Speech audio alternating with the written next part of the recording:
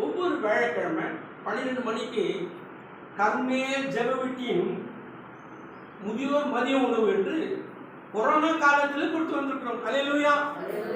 இதுக்கு அநேகர் ஜெபிக்கிறாங்க, அநேகர் உதவி செய்யறாங்க. ஆகவே நம்முடைய வாழ்க்கையில ஆண்டவராகிய இயேசு கிறிஸ்து இந்த ஊழியத்தை கொடுத்திருக்கிறார். ஆகவே ஒவ்வொரு முதியோரும் தகப்பன்மார் தாய்மாரெல்லாம் வந்து நீங்க உங்களுக்கு தெரிஞ்சவங்களுக்கு கொண்டு வாங்க, கர்மேல் ஜெபம் கொண்டு வாங்க. ஒவ்வொரு வியாழக்கிழமை முதியோர் மதிய உணவு அளிக்கப்படுகிறது. தேவனுடைய கிருபையினாலே இதுக்காக ஜெபிங்க, தாங்குங்க.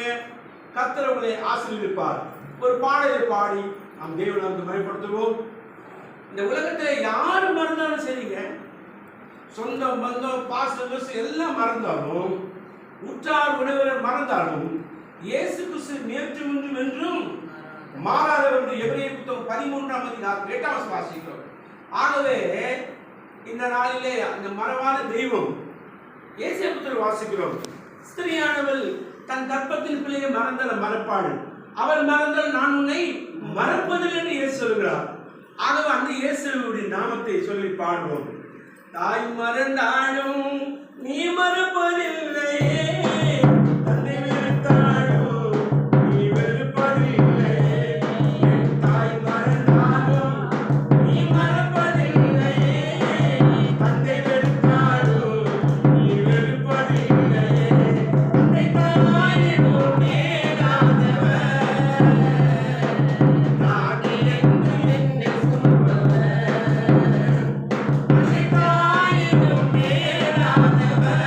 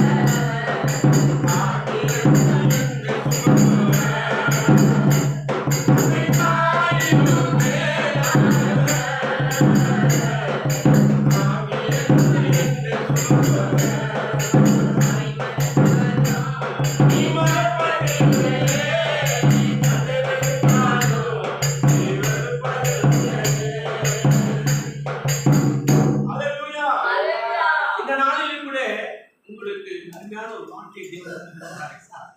முதியோர் மதியம்